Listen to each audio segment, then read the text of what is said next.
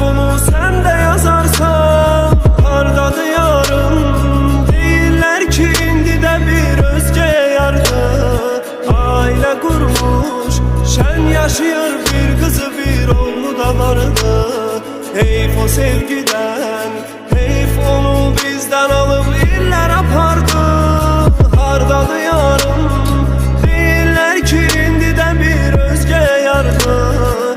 Aile kurmuş, şen yaşıyor, bir kızı bir oğlu da vardı. Heyf o sevgiden, heyf onu bizden alıp iller apardı. İçip şarabı her geceler öz başımı mest eledim ben. Seni niye sevdim? Belki de öz talihime dest eledim ben. Sen niye gittin? Şiir yazıp musikiler besteledim ben. Hardadır yarım? Deyirlər ki indi de bir özge yardır. Aile kurmuş, şen yaşıyor, bir kızı bir oğlu da vardı.